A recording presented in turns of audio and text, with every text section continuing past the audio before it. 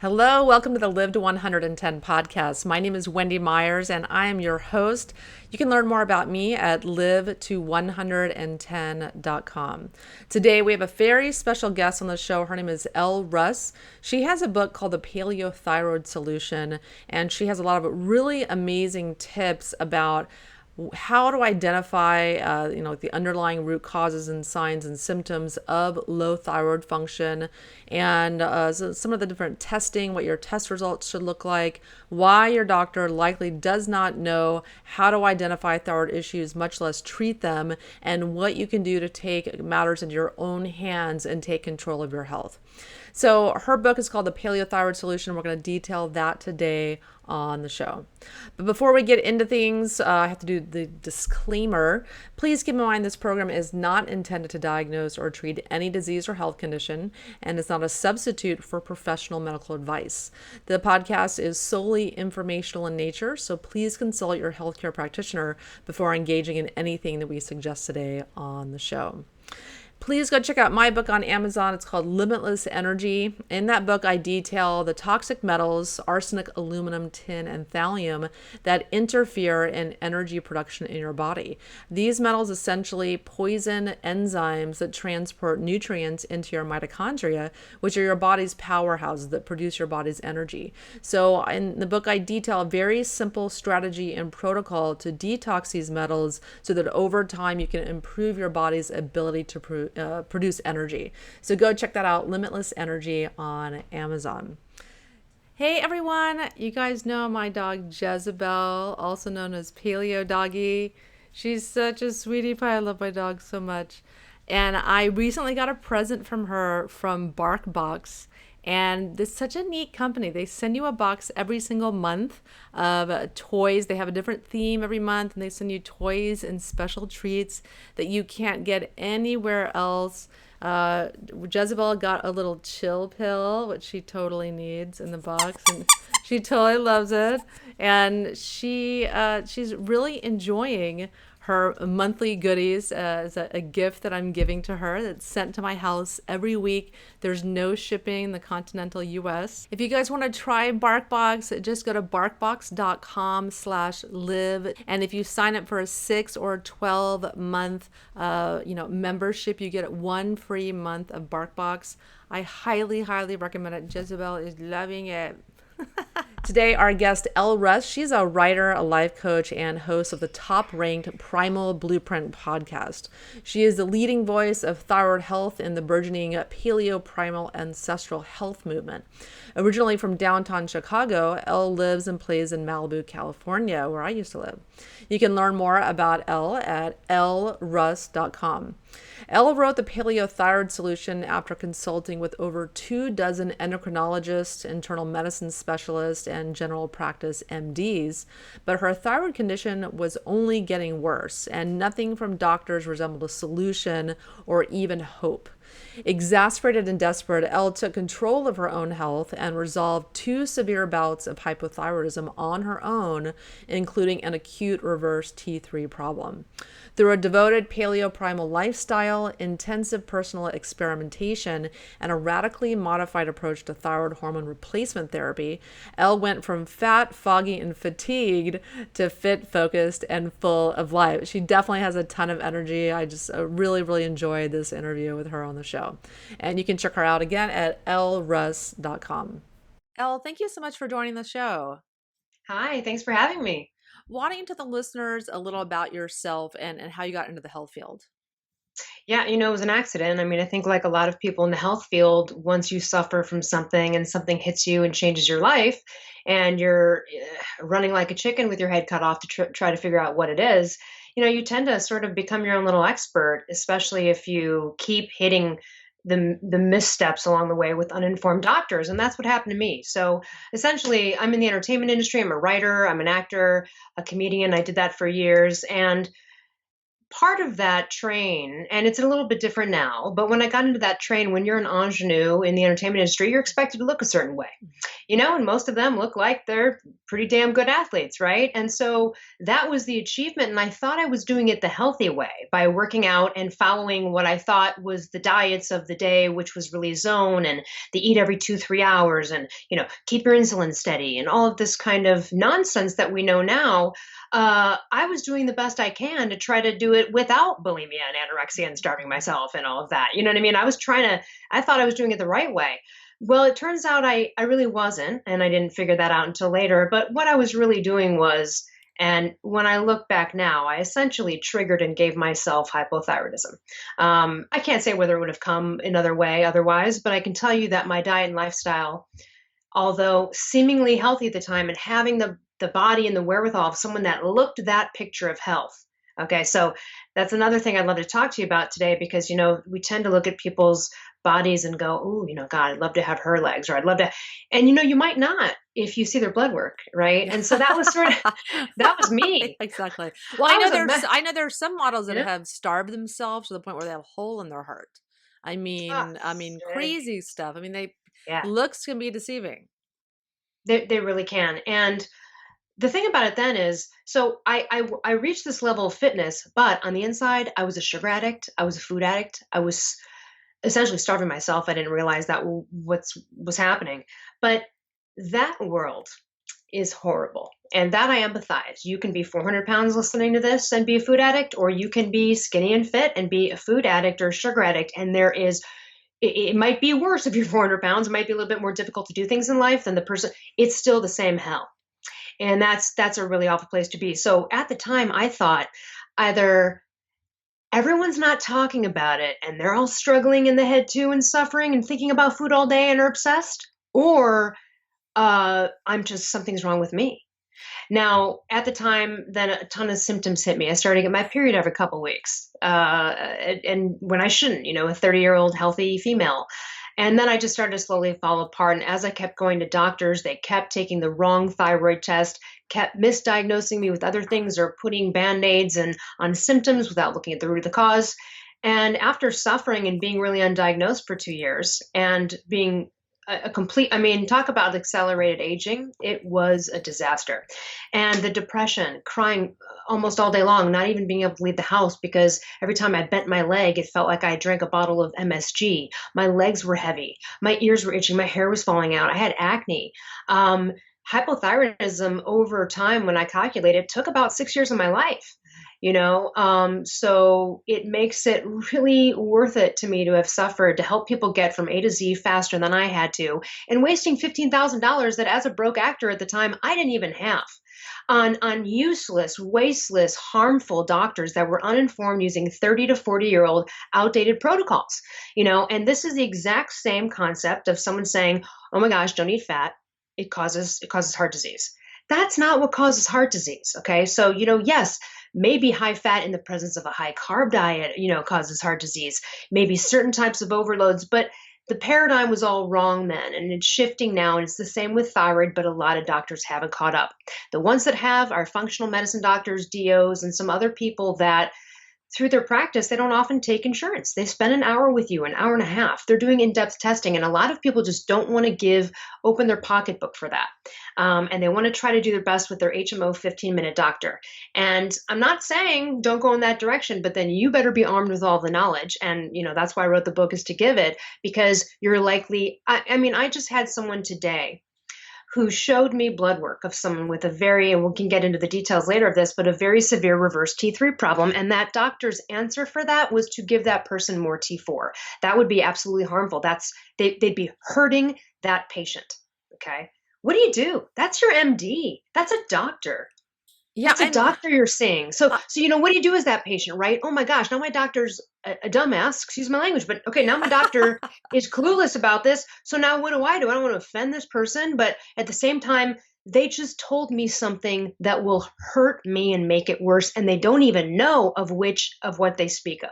So this is a very frustrating situation for patients, and it's where I was. And I tell you what, I consider it a level of borderline malpractice.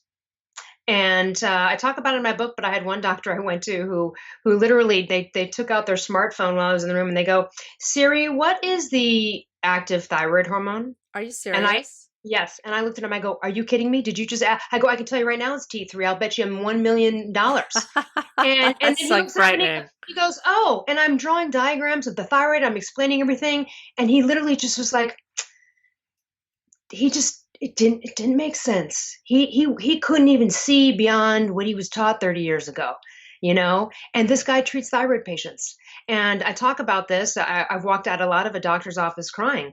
That was one doctor's office I walked out of crying. I was already better at that point.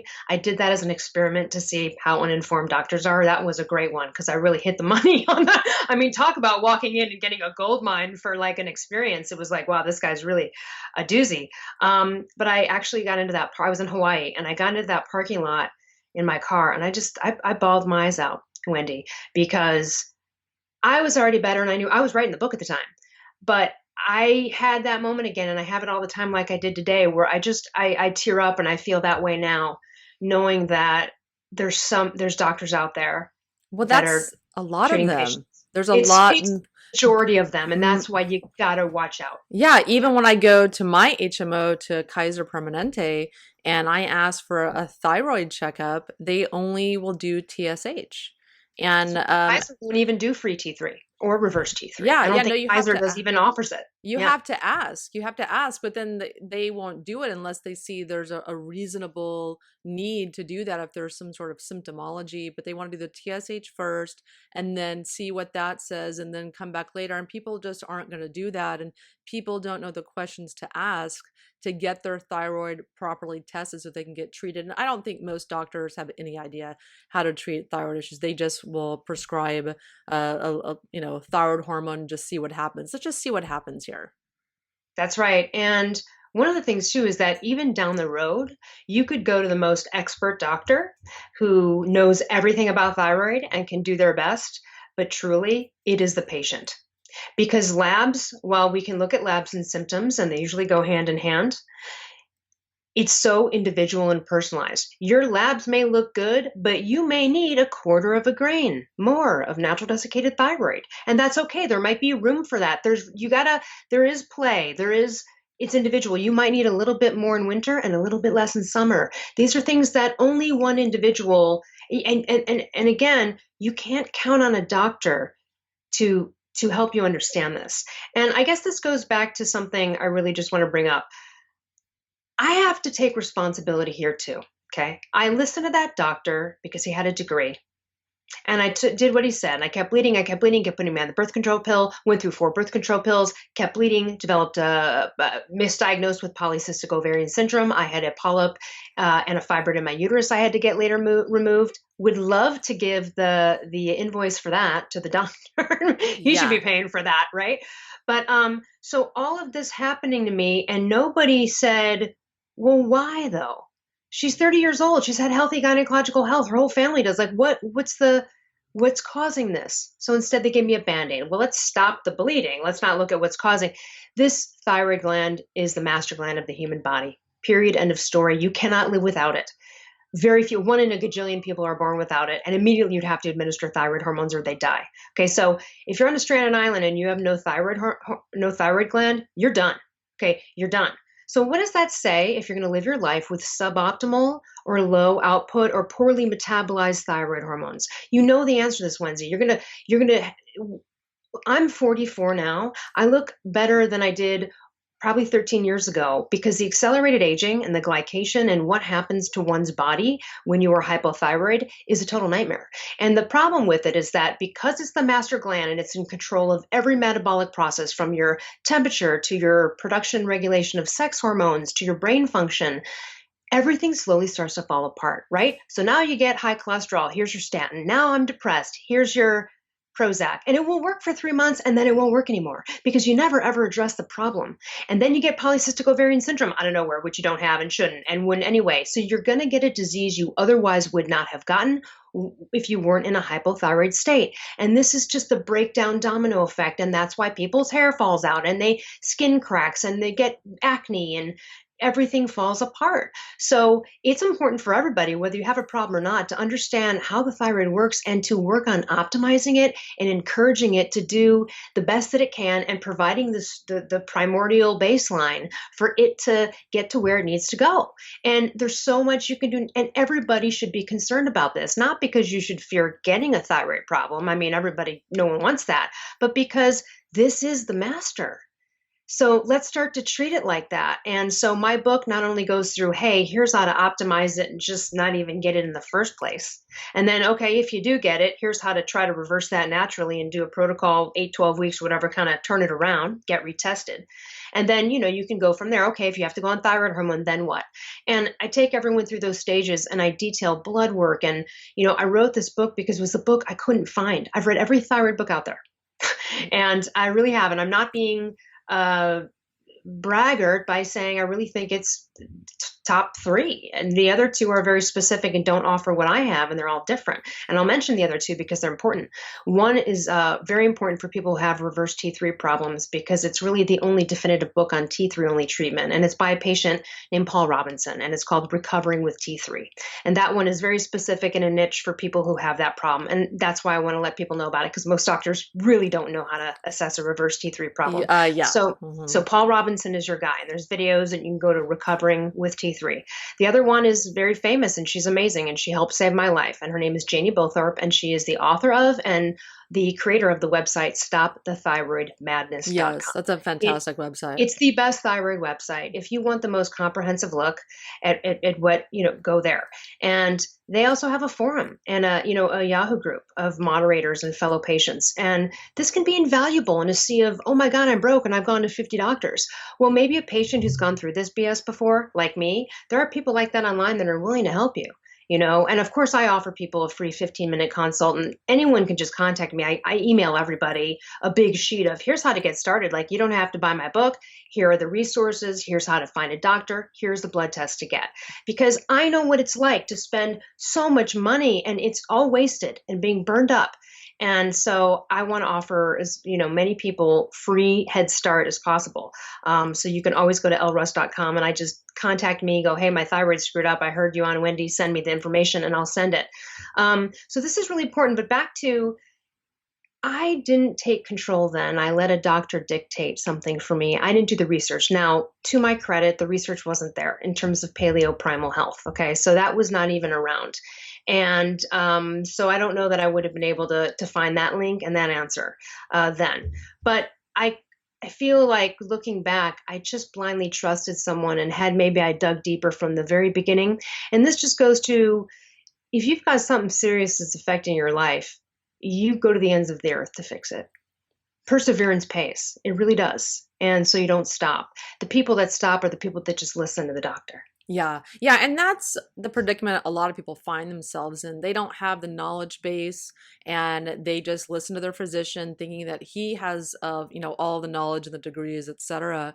When you really have to take responsibility for your own health. No one's going to care about your health as much as you do. And you have to, if you really want to take control of your health, you have to listen to podcasts like this, like the one that you host, and arm yourself with information so that you can conquer your health issues. And for anyone out there listening that's having health issues, you definitely want to examine your thyroid, look at your thyroid, because just like you said, it's one of the big root causes of other health issues. There's a lot of vague symptoms that can be attributable to other health issues that are actually being caused by the thyroid. There's a reason that the thyroid medication, thyroid hormones are one of the top prescribed medications in the United States. Number one. Yeah, number one. Yeah, and so let's talk about what those low thyroid symptoms look like. Let's cover some of the basics for anyone that may not know and want to recognize their symptoms as possibly being hypothyroid symptoms. Well, I had over 30 at one point, and I'll run down some random ones and some classic ones. Obviously, the longer it goes undiagnosed and treated, the more symptoms you get. But initially, there's a few things. I want to talk about men for a second because this is disproportionately a women's disease, okay? But men do get it. And so for men, they will experience not getting morning erections when they should at a certain age. They'll be exhausted. They'll also might have weight issues and be cold hands and feet all the time. That's a big one. Temperature is huge. So this is something you can diagnose at home. I mean, you can just go, and I talk about that in my book too. So you can get your temperature. And when I was seriously hypothyroid and a mess, I was about 96 degrees all day long. So you're freezing even in summer. It doesn't That was matter how me. hot it is. Right. So the coldness, it also goes to dry, cracked skin, anything brain, anything depression. You start to lose interest. You start to give up on your dreams. You're not motivated. You don't have the energy. It takes you 3 hours to just wake up and have 5 cups of coffee before you can deal. One day you're just like, wow, I've just stared into space for 3 weeks. What is happening to me? And that can be scary. And people are afraid to admit that because, see, they don't understand that that might be a hyposymptom. And then they start to think, ooh, am I getting older? Am I getting dumber? That's what it feels like. It feels like Yeah. you're getting dumber, and it's a scary thing. And then you might have someone in the family who was that way, and you go, uh-oh. I had someone who had Hashimoto's, who a really good friend of mine, who started to go down the direction of, oh, well, Aunt Sally was always uh-oh. And I was like, no, no, no. Aunt Sally might have had untreated Hashimoto's, but that Or you doesn't think mean you're getting older and dementia is setting in or something. you But a really lot of do. women have this after they have a baby, like me. Yes, They have brain fog. They think it's mommy brain, but that doesn't last 2 and 3 years. that's A right. lot of women, their That's right. thyroid tanks after they have a child. And weight is a big thing, obviously. Inability to lose weight, gaining weight all the time uncontrollably, feeling bloated, inflammation, hair falling out, even loss of curly hair. If you have curly hair and it Hmm. gets straight, inner itching of the ears, heavy legs, and anything having to do with, like, you'll notice a difference in vaginal fluid, and you'll notice like consistencies and things will be off, or orgasm contractions might not be as strong. That could also be due to low ferritin and low iron storage.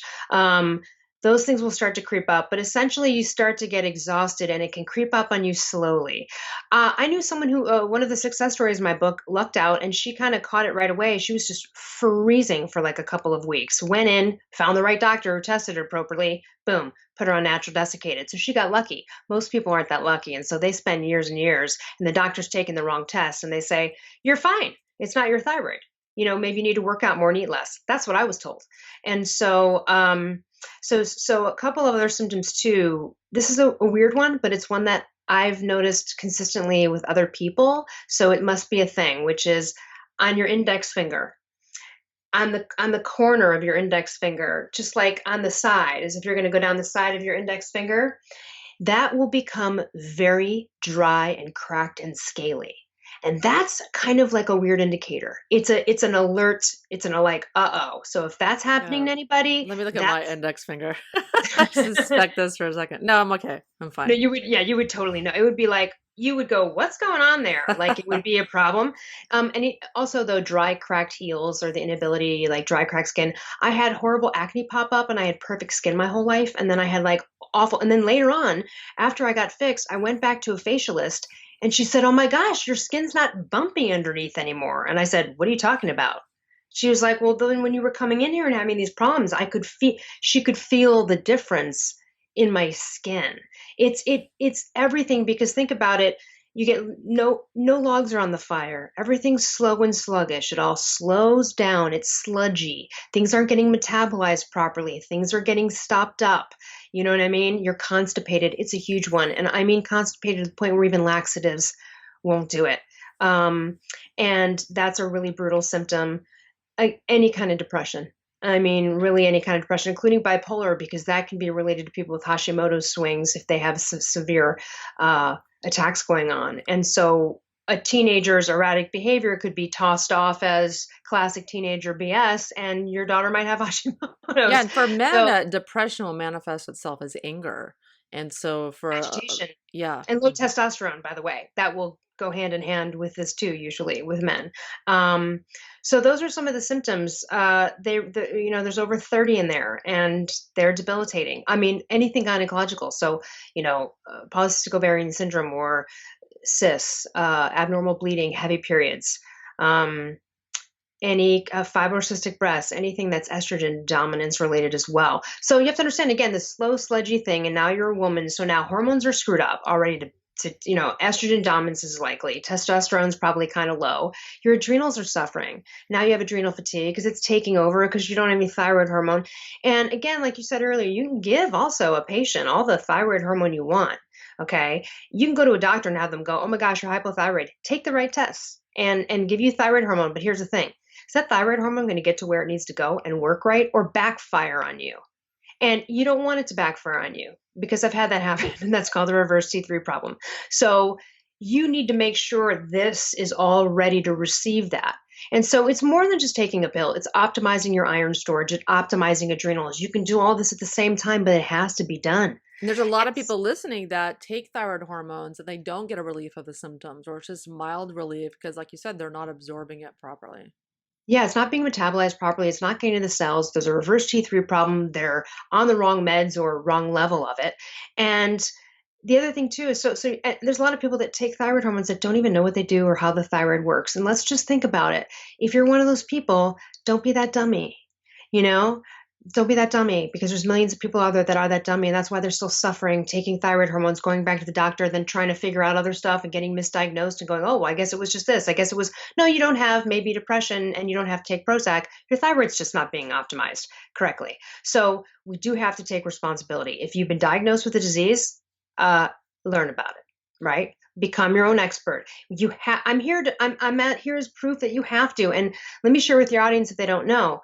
Talk about taking the ultimate responsibility. I actually dosed myself back to health twice in 10 years because doctors wouldn't help me. I had no choice but to do it myself. That's not a situation anyone should be in, but plenty of patients are put there because they don't have any. I was out of money. I had seen all the doctors in the world. The last doctor I'd went to at that time, I spent $600 for some famous Beverly Hills, hormone doctor to just for the appointment, not even the blood work, just for them to test my free T3 and go, oh my God, you're like below the range. You're severely hypothyroid. It was at that time. And I was like, really? Took 2 years to get there? Thank God I know this now. And then I said, they've all hurt me. I'm out of money. I'm doing this myself. These people don't know what they're talking about. And it was a lonely place to be. And thank God for other patients online who are moderating these groups, who are able to be there and help you kind of navigate and assess. But as well, that really wasn't enough because then when you're done being hypothyroid, and let's say you're optimized on medication or you've corrected it naturally, now what do I do with all this weight that I've gained? Now what do I do? Because most people become insulin resistant. And that is where Paleo Primal comes into play. But the Paleo Thyroid solution, and the reason I wrote that as a title is not because it's a gimmicky thing like, oh, here's the thing, here's the thyroid stuff, and then eat paleo and you can lose the weight. And what it is because if you really delve into what Paleo Primal lifestyle is, it's the ultimate in adrenal balance and the ultimate in blood glucose management. And those two things are so related to thyroid. It's why people with type 2 diabetes often get thyroid problems and vice versa. So there's the component. It's the lifestyle of being a fat burner versus a sugar burner, which everyone can learn about when they get into this Paleo Primal.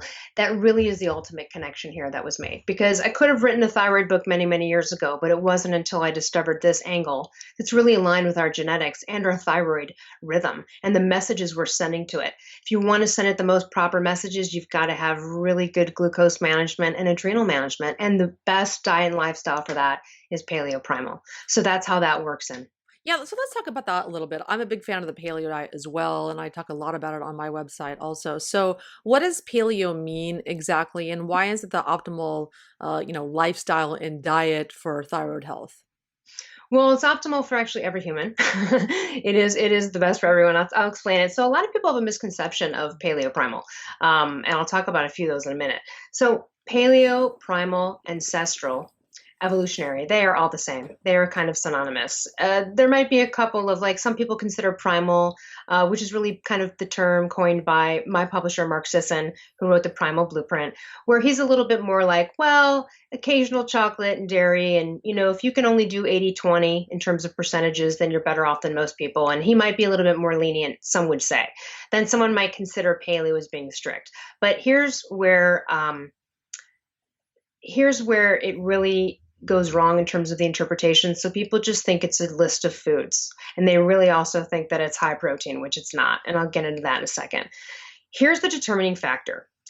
There's only two ways to really have your metabolic system be working at any given time. You're either burning glucose and you're running on that, or it's on fat.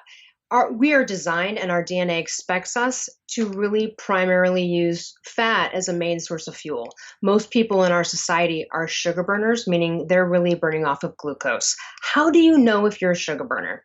So easy. Can you go 2, 3, 4, 8, 12, 24 hours without eating and not have a hangry meltdown, without having any kind of physical or mental lapse? Most people would say no. I can go probably 3, 4 days right now, would not even be a problem because I'm completely fat adapted. What does that mean? Takes about a month. You change over to really what your genetics expect of you. And you're switching on these fat burning genes and you're starting to detox the brain from expecting that crack that is glucose. And here's hypoglycemia for everybody, up and down every 2, 3 hours. That's a sugar burner. If you have a meltdown after 4 hours and you're like, oh my God, I can't even, and I used to be that person, that's not how life is supposed to go. We are the only humans in the world that have to eat every two. That's a living thing. You know what I mean? So our hunter-gatherer ancestors did not operate this way. They went long periods without food and they ate a very low carb diet. So paleo primal is a high fat, moderate protein, low carb paradigm that its goal is you spend about 2 to 3, 4 weeks of willpower to get the food down so you can get through switching your brain and switching everything over to really kind of depending on fat as the main source. And then life changes. You've got steady glucose and adrenals. Here's why the adrenals come in. Every time someone's got a high and a low of blood sugar, like a hypoglycemic or a sugar burner, every time it dips too far or goes too high, the adrenals respond, and start pumping out cortisol, which you do not want it to do. There's where your fat is around your middle. That's an antagonistic hormone to testosterone, to thyroid, to everything. So you're sending it like a fight or fight message unnecessarily. So those are threats, the drop and the high. You only have those drops and those high when you're a sugar burner, when you are a glucose dependent sugar burner. That's the only time you have those drops. You don't when you are fat adapted. So here's where people get it wrong. They're like, oh yeah, I went paleo, it didn't work or whatever. Then they were just eating from a food list. And that's all they were doing. They weren't looking at, when in doubt, they ate meat. And if you overeat meat, that can be inflammatory and or can turn into sugar through a process called gluconeogenesis. So it really is a high fat, moderate protein, low carb paradigm. And it really is about 150 carbs or less, unless you're a bricklayer or an athlete. And if you're a woman like me that's 5'2", 150 carbs is sometimes too much. Our ancestors never ate more than 80 and sometimes none. And this is why we all have this process called ketosis, which is a whole different level of a deeper level of being super low carb. And I don't suggest anybody who's hypothyroid to jump in there because you can't even really get there metabolically. But we have our genetics really. And doesn't it seem right? Isn't it weird that we would have to suffer every 2, 3 hours? What do you think our ancestors did? Yeah, I mean, they ate once. They ran to the top of a hill and then they'd be prey because they'd be like, I haven't eaten they'd be a mess. Yeah, they ate once or twice a day, maybe. Maybe. And that's really what ends up happening when you get fat adapted. You end up eating about once or twice, maybe a day. And it's a really interesting thing, but it's funny because the freedom, and here's going back to the food addiction. Forget weight loss, forget thyroid optimization, forget health, curing a disease, whatever. Those are all amazing. It cured and fixed all food obsessions. Wendy, this is the success story we get consistently. Even from the person who lost 100 pounds to the person that cleared up their psoriasis, whatever the story is, the end result is always, I can't believe I don't think about food all the time. I thought about food all the time, and be making deals and gauging stuff. And after I'd even eat lunch, I'd be planning on when, and I'd be, how much can I get away with? And then I'll work out. It was horrible. And people listening who have this or have had this, you know what I'm talking about. And it's a really scary, awful place because your life feels like it. And now, and this sounds weird to someone who's addicted to food, but for who's out there who might be still addicted, you don't even think about it. It's you really eat it, your whole paradigm shifts. You're so satiated, you forget almost, and it doesn't take your life up. And it becomes, I don't know, it becomes such an intuitive, wonderful, enjoyable, like healthy relationship with food. And that is only a result of being fat adapted and even keeled. So here's another thing that's great about Paleo Primal, because it's the ultimate in adrenal balance and blood glucose management. It's also the ultimate for anxiety and issues like that, because those rise and falls and that output of cortisol, that's what gets people jacked up and frazzled and exhausted. and then they crash and then they've got a thyroid problem or something else. And so, do you know what I mean? So I know you know this already, but this is what people don't understand. You have to delve deeper into the subject to understand the concepts that I just shared. But at the end of the day, it's really this like this triangle of yes, there's a carb level, there's a paradigm of the high fat, moderate protein, low carb, but there's also the lifestyle. So the lifestyle portion of it is chronic cardio, which is kind of a adrenal blaster, is really a no-no. It's about maybe once a week you sprint, but you're doing low level, you're burning fat. And so this, for example, for me, the change that I had to make way back when was I go hiking all the time here where we live, and I would haul my ass up the mountain and I'd be like, the harder I work, the more I sweat, the better I'm going to lose the weight, and I'd be hungry and sore and tired after working out because I was burning glucose. So beyond 75% of your max, or you can just do an easy calculation and do 180 minus your age. If you do that calculation, you really shouldn't go over that number too much, because when you go for consistent time periods over that number, you are in a glucose burning, and we can only store so much in our body at one given time, in our organs and our tissues. So you don't want to be exhausting it unless you have to. Yeah, Do you the see what I'm thinnest saying? I've been, I was not doing tons and tons of cardio. I was doing yoga, I was doing weightlifting as my Walking. primary exercise and doing a little bit of walking, but not a lot of high intensity cardio. Definitely Yeah. not. So the people on the treadmill every day and they're running, they're in a hamster wheel. They're in a sugar burning hamster wheel where they're burning the glucose, then they have to replace it. Then they're so you can eat then from a paleo food list, not understand things, right? And then you go, am I doing it wrong? Yeah, you probably are. And I've done it all wrong. I've overeaten the protein, I've overeaten the fat, but eventually what's great about it is it becomes intuitive, like you know what your body needs, and that is what is so strange. And the things that once required willpower to resist, you don't even care about anymore, like a piece of cake, whatever. And you're just like, I don't, I'd have it if I'd have it, but where every other time in the past, it would be like, oh my God, don't eat it. Like, I'd still want it, but I don't want it now. Yeah, So yeah. it's weird. It's not to say that I wouldn't want it at some point during the year, but I'm saying like before as a sugar burner, I wanted it every time I saw it. I was holding back not to like take a bite of the cake. Yeah, you're white knuckling it. Right. And that's a really brutal place to be. And that's what sugar dependency does. And why do you think we have such a type 2 diabetes problem in this country? Every single commercial on TV is for type 2 diabetes. And this is why. That's exactly why. Yeah. Because people are sugar burners. It gets out of hand. They don't understand it, unbeknownst to them. And just so your audience knows, which they probably already do, but the standard American diet, government food pyramid suggests 6 to 11 servings of grains every day, along with 2 to 4 servings of fruit. That is a diabetic making diet. Yeah, I mean, that is Can't win bought with that. and paid for by the food industry. Bought and paid for has nothing to do with science or caring about you, your health, or anything. It's just about money. And a great book on that is called Death by Food Pyramid by Yes. Denise Minger. So that's another one that just details that specific one. But I so actually that's interviewed her about oh, did you? Oh, that great. specific topic. Yeah. Yeah. So that's really that's a snapshot of paleo primal, but people really misunderstand it all the time. And so here are some objections. So okay, so let me give you an example because this is really important in the way that we can send a message to our thyroid that'll screw it up. So here's how, your body's trying to save you at any given time, right? It's always trying to save you. And that's what you have to remember. And even type 2 diabetes, that's your body trying to save you. If you're getting fat, your body's doing its job, right? It's trying to save you. It's storing the sugar. It's like, oh my God, help her, get this out of here, right? I mean, granted, you might be getting fat, but your body's trying to save you, right?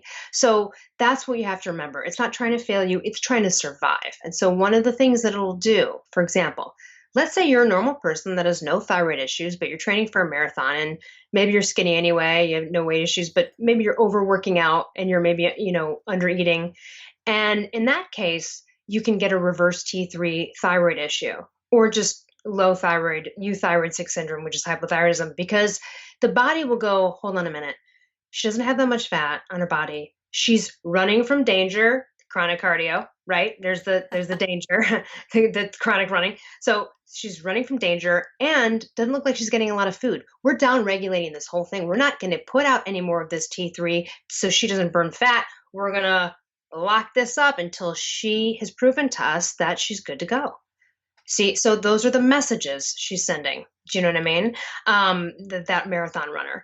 Uh, the other thing too is that's why infertility and miscarriages is huge with this. So anyone who is seeking to get pregnant, you go get your thyroid figured out first. You do not want to go through a miscarriage because of something dumb, because you had low thyroid function and your body was like, nope.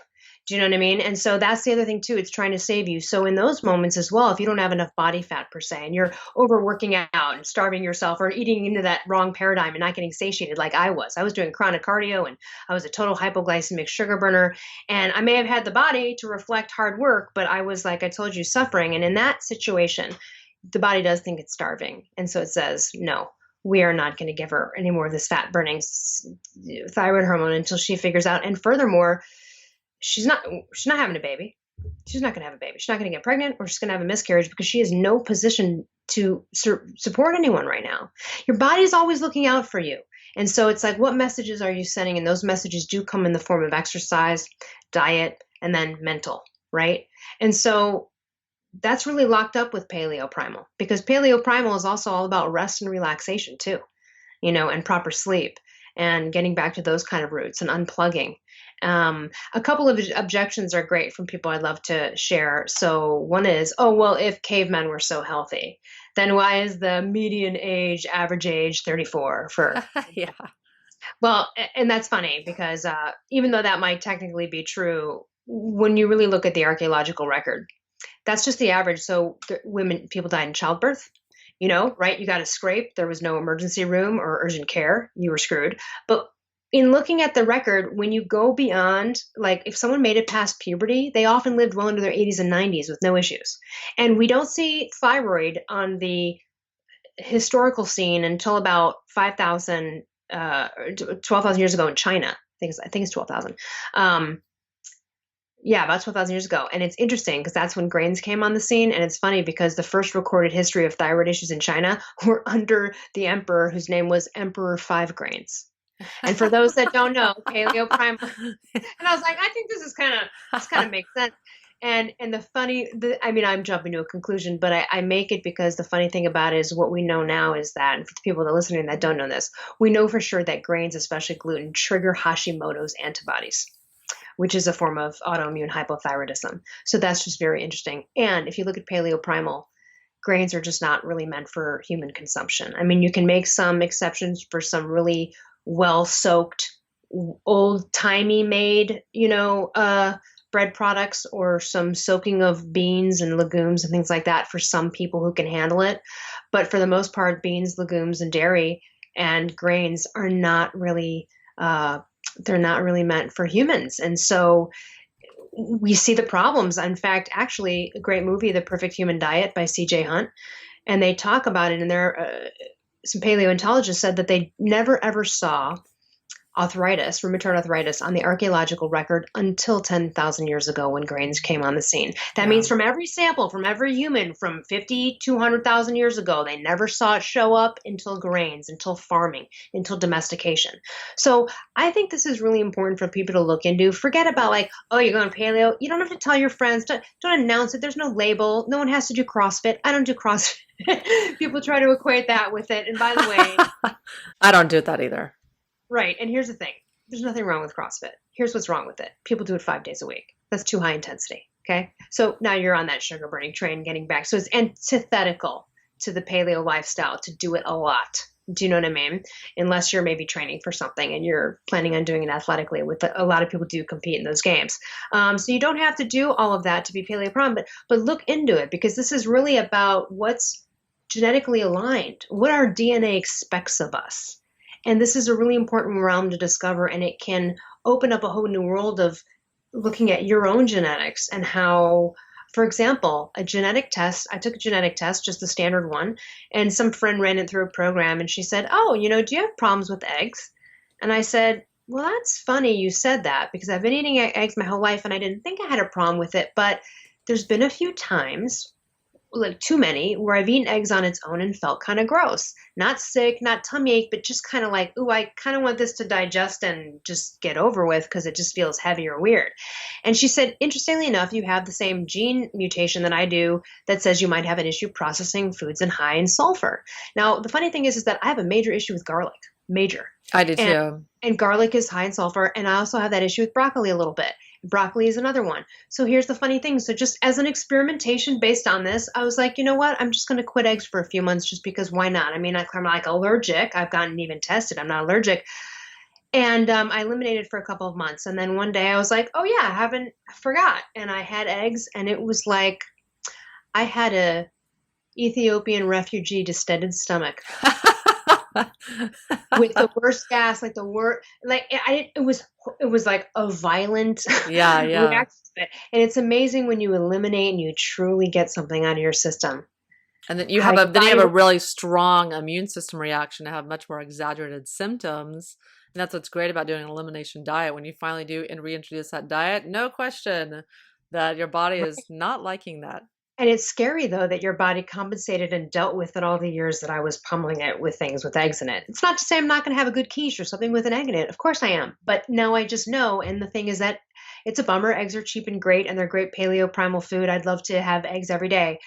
But you know what? After that experiment, that's not going to happen. And that was just based on someone seeing something in my genetics.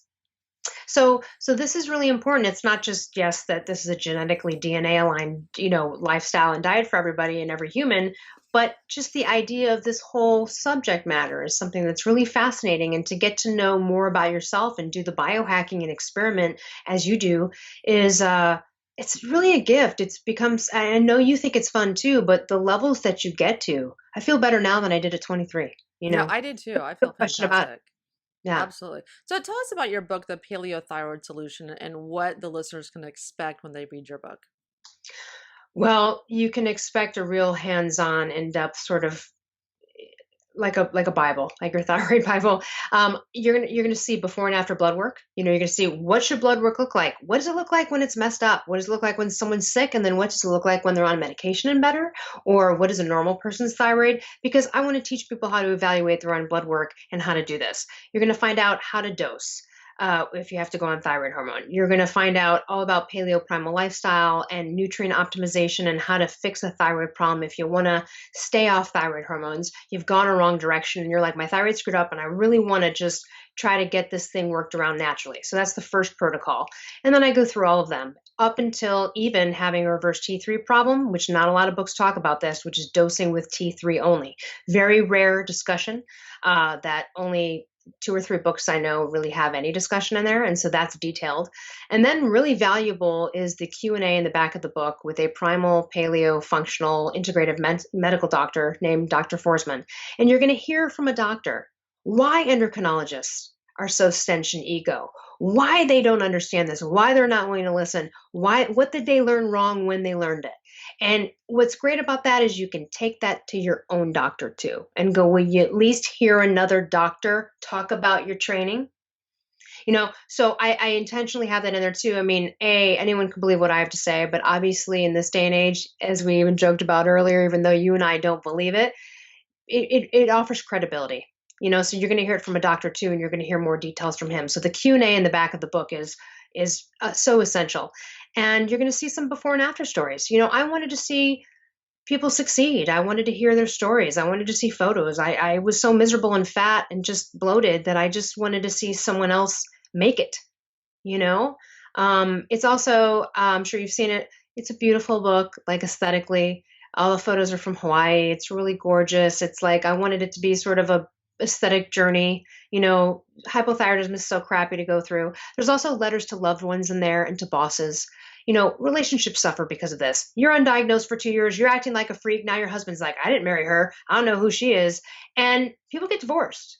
People lose their jobs. There's a success story in my book where she quit her job to preemptively avoid getting fired because she could not figure out numbers. She was getting dumb, right? She mixing up numbers, couldn't remember numbers, and she was like in accounting. And she got so scared at what was happening to her brain, she quit because she was afraid she would get fired. So I have letters to your employer, letters to loved ones, to explain to them directly And because I've had people cry, I've had people call me and cry on the phone to me because of that, like that being a very important thing that their husband read, because they're like, I'm not crazy. I'm not crazy. Someone goes to, I had a family member yell at me. I went to over 50 doctors, but I went to 25 on the first bout. And I had a family member yell at me and said, you're going to have to listen to one of these doctors. And I was like, no, I don't. And I'm glad I didn't, Wendy. I'm glad I took the health into my own hands, but I shouldn't have had to, and I don't want anyone to have to be there. So I want to arm everyone with the knowledge that I learned through suffering through almost every thyroid scenario there is. And, and I can tell you from doing it on my own as well, with the personal experimentation I had to go through. I've been hyper, I've been hypo, I've had a reverse T3 problem. I don't have Hashimoto's, but so I'm so grateful to be able to use the experience that I have to help others, because it's such a lonely place. And think about it. You can't have relationships. Who's going to want to date you? Oh, I don't know what's happening to me. I'm falling apart. I'm a mess. Want to love me? Yeah. Like that's a great place to be single from. So like there's a lot of, and it's tough. And then it really does tax relationships as well, between people. There's an author that talks about how he's still repairing the relationship with his kids, you know? And it's funny because I have a friend whose father was a late diagnosed type 1 diabetic, and he had a bunch of mood swings when he was younger, and they just thought their dad was you know, fly off the handle. And it kind of turns out that something, and that's not to excuse the behavior, but there is an explanation sometimes for that behavior. And if you get to the root of it, you can fix it. Yeah. And Because when you yeah, go ahead. Oh, no, I mean, I was going to say that even if people go to their medical doctor and the doctor knows what they're doing, you only have a few minutes with them. You still, even if you're in very, very good hands, you still have to know how to eat, how to take care of yourself, your lifestyle. You still have to do all of those things and know when something is off, so that you know when to make an appointment with your doctor. You still, even if you have fantastic doctors or you have a team of amazing health professionals, you still have to educate yourself to know how to take care of yourself in all facets of your life. That's right. They can't be there with you 24/7. Sometimes you're going to have to make some decisions on your own, you know? Absolutely. Yeah. And so you talk a little bit about desiccated thyroid hormone Mm. throughout our talk. So Yep. let's talk about some of the differences and benefits of taking desiccated thyroid hormone, which you can get over the counter, versus thyroid medications, which can be synthetic. There's also natural thyroid hormone that you can get as well. Let's talk about some of those differences and differentiations. There's really only so there's a couple of options. The worst one and the most prescribed one, and the one that's not the most optimal for a variety of reasons, is Synthroid, or T4 only, or levothyroxine, but it's just T4 only, which is one of the thyroid hormones. The most optimal in general is to have a T4 T3 combination. And that is in natural desiccated thyroid. It's from chopped up, essentially dried up pig land. And it comes in a ratio of a specific amount of T4 and a specific amount of T3 that very much mimics our output. So our own thyroids, when they're working right, they output about 80% T4 and about 20% T3. And then throughout the day, maybe 50% of that T4 is going to be converted into T3 as you need it. And so with natural desiccated thyroid, let's say we talk about it in grains, but let's say one grain is 60 or 65 milligrams. That's usually about 38 micrograms of T4 and about 8 to 9 micrograms of T3 in just one pill. So it's in like kind of the right ratios. It's more endocrine mimicry. Our bodies don't solely rely on conversion alone. If you take T4 only, that's not really endocrine mimicry, and no wonder there's a lot of problems with it. Just as a side note, and the doctor says it in my book, but for everyone listening, if you are taking Synthroid, maybe it's working for you, or you're taking T4 level. If you're taking generic, think about switching. Everyone, even a couple endocrinologists actually, have said that Synthroid brand name T4 only is the only choice. You go for generic, it can screw up liver enzymes, thyroid results. There's been some wonky stuff. So if you happen to be on generic, you might want to switch to the brand name. So there's T4 only, there's natural desiccated thyroid in a T4, T3 combination that's locked in there. You can't separate them. And then there's you can couture it yourself to the patient, meaning you can compound T4 and T3 together in the amounts that you would like for that patient. That can be very important for people who are very sensitive to fillers in some of these things, that might need to get they're very allergic to everything. They're really autoimmune and they might need to go uncompounded, which is just super clean. It's still synthetic, but it's super clean. So there are more benefits to taking something that's a T3, T4 combination because it's more endocrine mimicry. Natural desiccated thyroid has been around 100 years. It's extremely cheap and it really works for most people. Now, you can still be taking natural desiccated thyroid and maybe you need to add a little T3 to it. Maybe you need to add a little T4 to it. There's always things you can do to tinker with whatever it is that you're on. But usually as a standard, just thoroughfare, people do well on just taking doses of natural desiccated thyroid. Now it does have some other things in it. It has like calcitonin, T1 and T2, and people can look those up. And I don't like to get into those too detail because they're not actually essential for life, that we know of, because you can live on the synthetic versions of that and live a great life.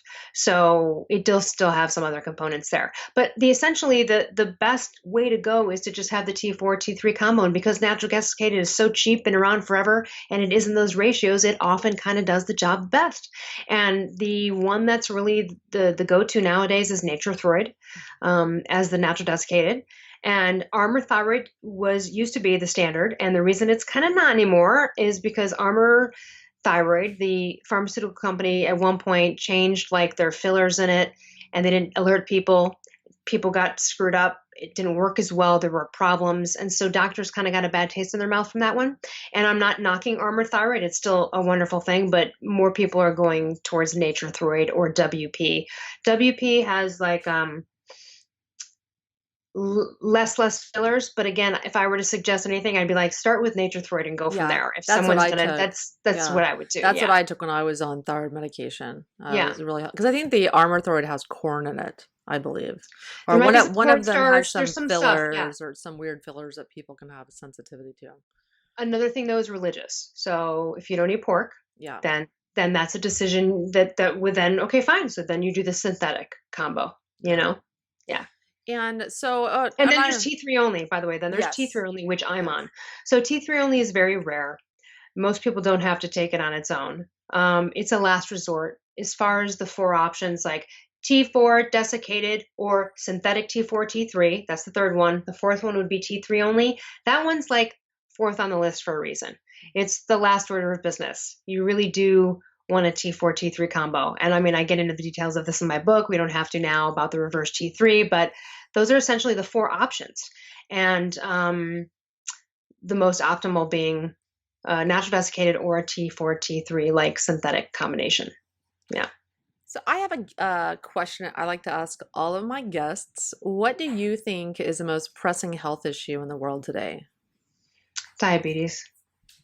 Type 2 diabetes. And the thing is that everyone's giving it to themselves. Yeah. I was also insulin resistant. I was pre-diabetic.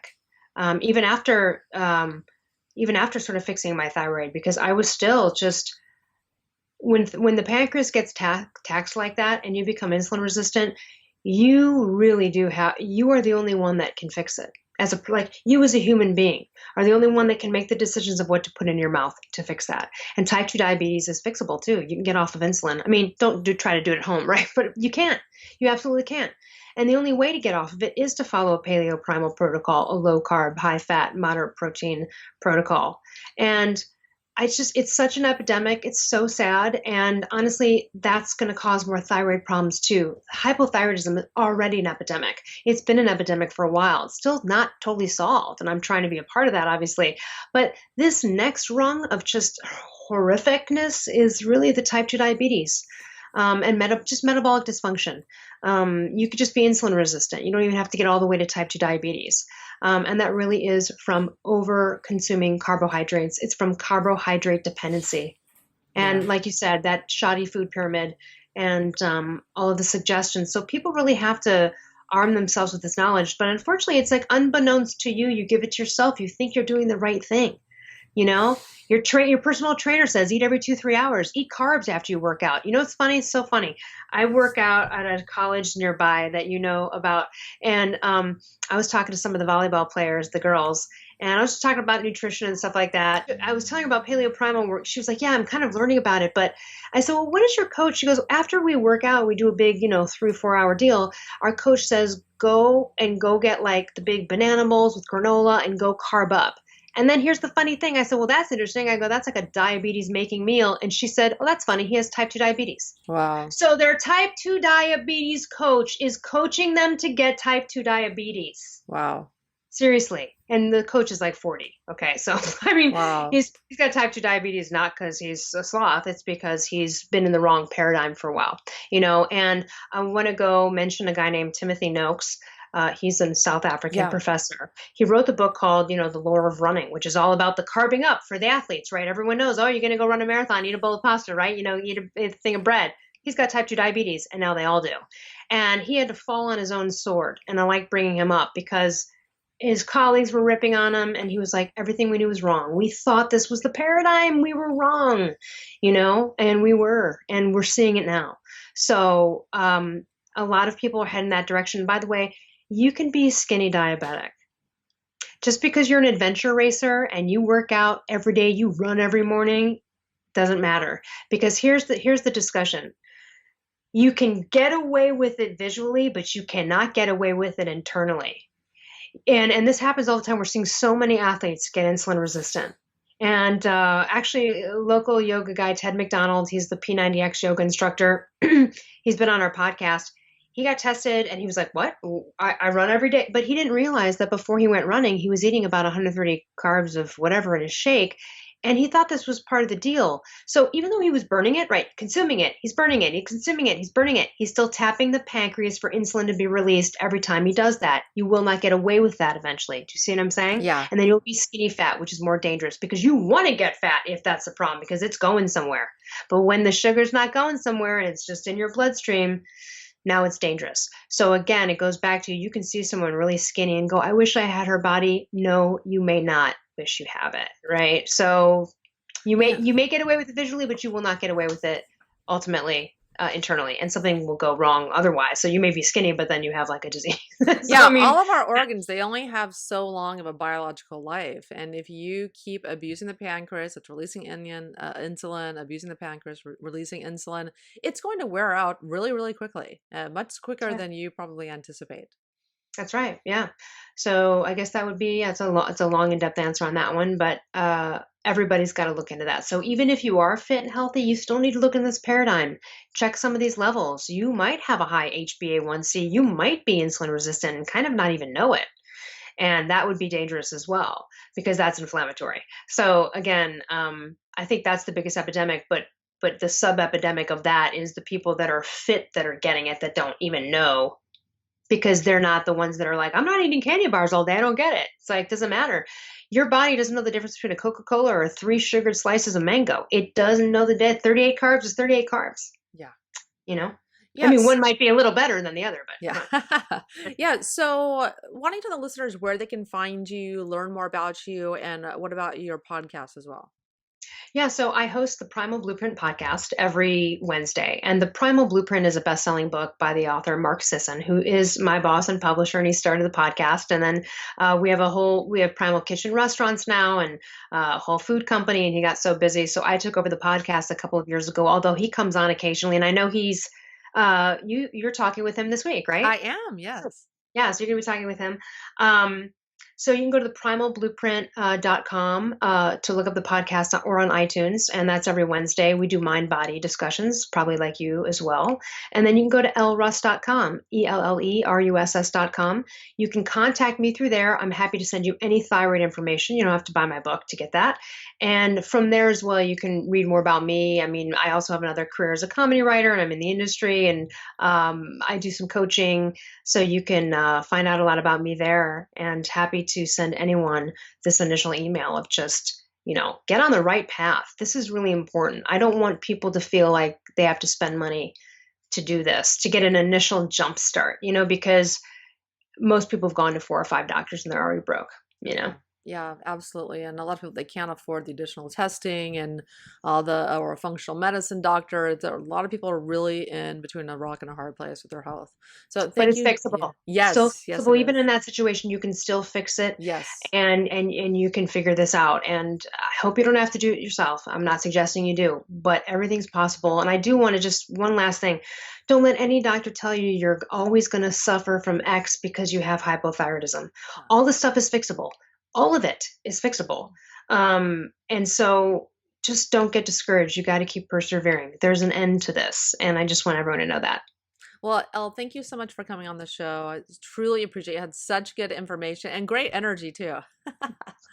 Thanks so much for having me.